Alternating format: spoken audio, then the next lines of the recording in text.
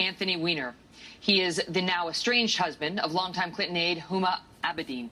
The FBI seized his computer in an unrelated investigation and apparently stumbled across the Clinton-related emails.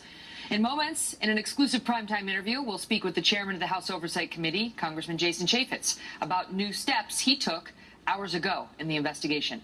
But first, we go to our chief intelligence correspondent, Catherine Herridge, with the breaking news. Catherine? Well, Megan, a law enforcement source tells Fox News that there are new emails on the computer and a strong belief among agents that classified information is in play, though that's not final yet. This does conflict with the Clinton camp's position that the emails were all duplicates of what they'd already provided to the State Department. We're also hearing tonight from a 16-year veteran and FBI whistleblower who says Director Comey's July decision not to recommend criminal charges for the mishandling of classified information in the email case was a body blow for investigators who believe the evidence was strong. The morale went down pretty bad. A lot of people put a lot of hard work into that, and these are, again, are the cream of the crop. They are very good investigators. It got a little bit better with the recent announcement, it appears. However, some people are embarrassed because it does make them look like, you know, they messed up or something. The second track of the FBI investigation is the Clinton Foundation and allegations of public corruption. We're learning tonight that arguments over the strength of the evidence in the Foundation case drove a wedge between FBI agents and Justice Department officials who wanted it dropped. And during his July testimony, Director Comey was non-committal about the probe, which was ongoing.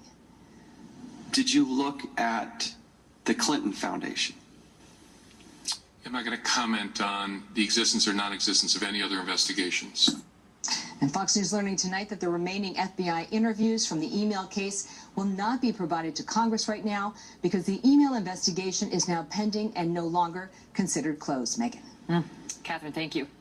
Joining us now in an exclusive primetime interview, Chairman of the House Oversight Committee, Jason Chaffetz, who earlier today sent this letter to Attorney General Loretta Lynch, ordering justice to preserve all new records in these ongoing investigations of Hillary Clinton. Great to see you, Congressman. So you expect that they will abide by that and make sure that the records are preserved because they apparently haven't been by everyone on Hillary's team in the past. Yeah, well, Bob Goodlatte's the chairman of the Judiciary Committee. I'm the chairman of the Oversight Committee. We put the Department of Justice on notice that they are to preserve all these documents that they may find in these other investigations. Now, a lot of this we've read about just in the media, but we put this in place as another step to make sure that no other records are destroyed, displaced, or done anything other than preserve them because Congress, essentially the American people, are going to want to look at them at some point. Because the FBI has its investigation, but you also have an investigation going into whether she misused her power as Secretary of State and perhaps jeopardized confidential documents or state secrets of some sort. You said something today that got some attention, saying that this is going to take, you've got 2 years worth of material all lined up if she becomes president. Does that mean, I mean, if she is elected, you're saying we're in for at least 2 years of investigations into her? Well, look, no matter if she's elected or defeated, the Congress has a job to do, and that is to clean up the mess that Hillary Clinton made at the State Department. This is potentially one of the largest breaches of security in the history of the State Department. You had classified material that was migrating to a non-classified system. You have allegations of a quid pro quo discussion between the Undersecretary of Management, Patrick Kennedy, and FBI agents. I mean, what about him? Do you guys investigate him? Because it's all focused on Hillary right now, but Patrick Kennedy, how is he going to be held to account? Look, we're going to expose this. We're going to shine light on it. That's what we do in the United States of America. We're different than the rest of the world.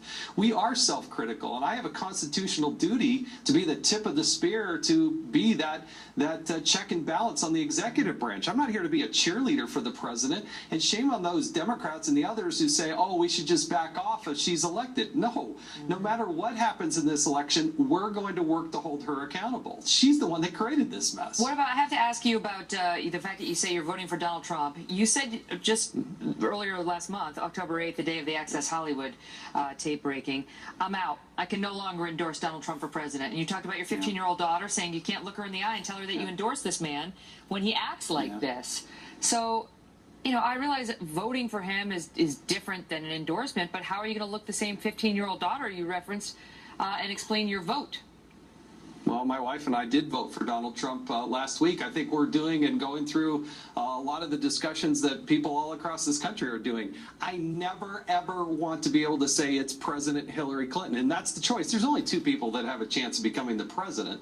And if you don't vote for Donald Trump, you're essentially creating a window, an opportunity for Hillary Clinton to become the president. So it's tough. We are never going to support or endorse or condone any sort of action or verbs or words or anything about sexual harassment or belittling women.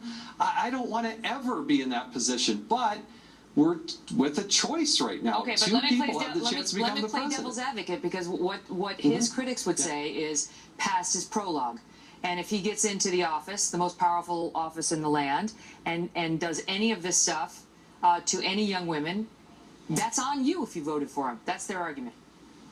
Well, it's not like the Clintons have a clean record, Megan. I mean, all you have to do is look what Bill Clinton did in the Oval Office and what he did with interns and all these other lines of women and what they were doing. So it's not as if you're comparing apples to oranges. I mean, it should never be acceptable, ever. And that's exactly what I talked about with my 15-year-old daughter and our son and our other daughter as well. But you have a choice. And if you look at the Supreme Court and you look at all the other issues that face this country, by far, it's Donald Trump is going to be better. That's how we looked at it, and that's why I made the decision to vote this way. But I'm still not going to endorse him.